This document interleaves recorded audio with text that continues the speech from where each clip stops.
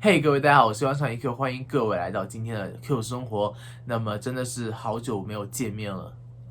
今天呢，我就是来评测这一台 Sony 的 A6400。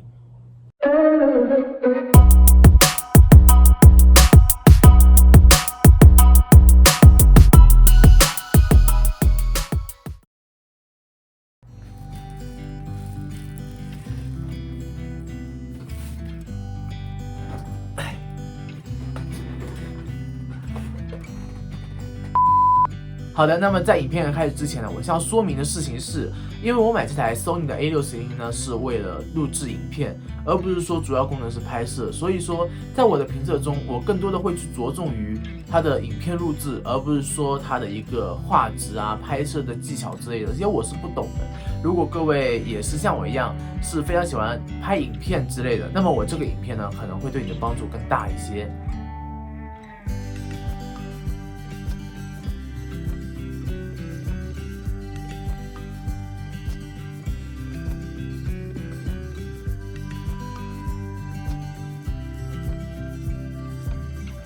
好，那么首先呢，我想要说的是，这款 Sony 的 A6400呢是一款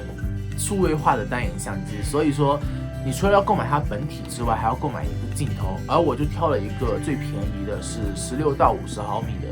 那么日常的一个拍摄其实是没有问题的，而且录影的话，其实也不会离自己太远了，对不对？好，那么再来呢，它的外观呢是有包括黑色和银色，那么两种颜色，我是挑选了一个黑色啦，因为黑色会更加的一体化一点嘛。好，那么再来呢，录影方面，这款相机呢是最高可以支援到 4K 30fps 的一个录制的一个功能。那么其实这次 Sony 的官方有说，这款相机呢是有支援无限时长的拍摄 4K 30fps，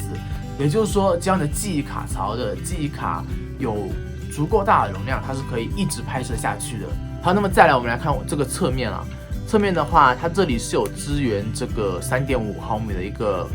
孔的，那么它就是可以接一些比如外接的麦克风啊之类的。那么这个功能非常实用，也是我选择它的一个原因啦。因为如果说你只能用它内置的一个麦克风收音的话，其实你在外面，它的收音效果会很差啦。那么再来呢，它是有一个 USB 的接口，所以你可以使用这个 USB 的线来进行一个充电，而不用把这个电池拿出来再去外面充电。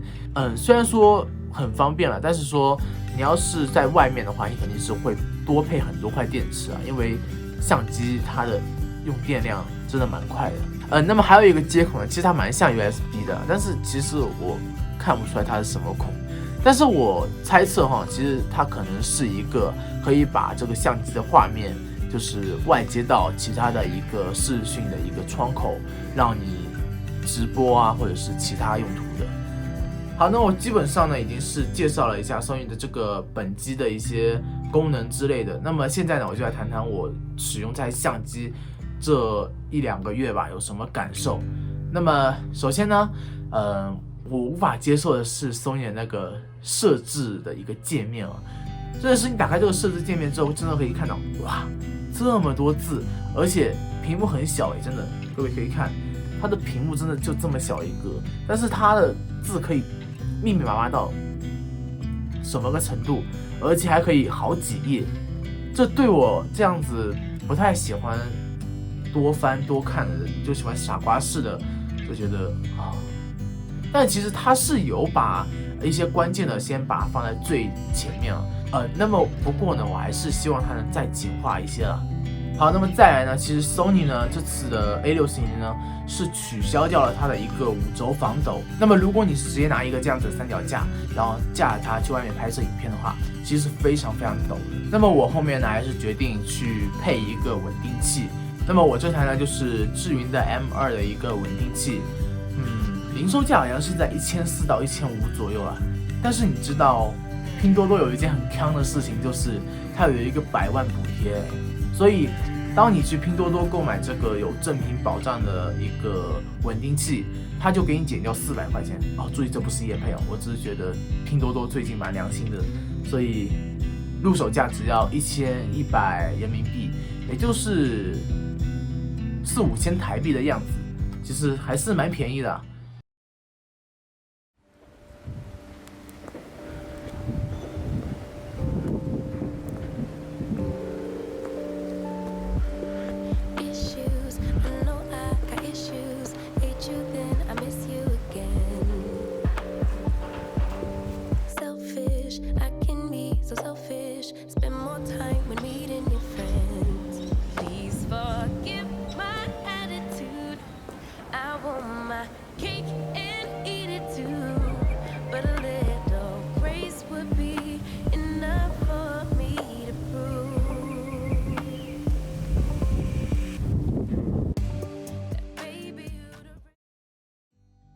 那么再来呢，我是真的还是要重新说了，收音很重要，收音很重要。Sony 的 A6000它的一个内置麦克风收音虽然说蛮不错的，但是以我的标准来说，我还是决定给它配了一个罗德的一个收音的麦克风。但是我真的很后悔，因为当时我如果说再加一点钱买一个它的进阶版，差不多1600块人民币的样子，就可以购买一个没有这个屁股的，你知不？就是这个屁股真的是，这个屁股就架到这个，靠，打开来了，就是它这个屁股插进这个热靴里面之后啊，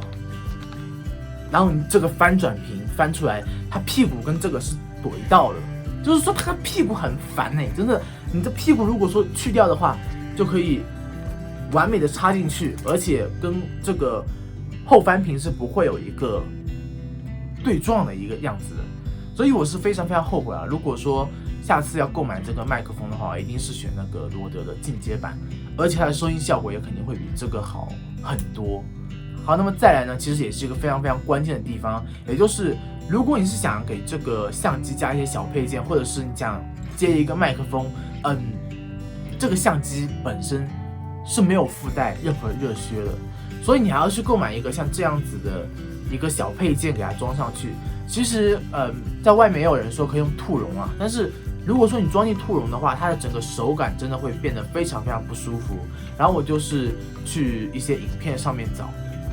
最后呢我还找到了，就是像这样子的一个小小配件，它可以给你多出2个热靴口，一个呢就是可以放麦克风，还有一个呢你可以留着备用，或者是说以后放一些东西。我还是要说那个麦克风，如果说你把这个麦克风放在这里的话，夭寿这个麦克风过来，它这个相机的镜头是可以拍进去的。所以各位还是要着重的考虑收音麦克风到底买哪一个。好，那么这就是本期所有关于 Sony A6000的一个总结啦。那么如果你有什么其他的想法或者意见，或者是说想问的，都可以在评论区，或者是 B 站小伙伴也可以在私信里面回复，然后我会尽快的找时间给你答案。那么再来，如果你喜欢我的影片的话，不要忘记点击按赞、分享以及订阅我。那么 B 站小伙伴还可以点击投币以及收藏。那么这边呢是我的其他账户平台，如果各位有兴趣的话，也可以去关注一下。那么我们下期再见，拜拜。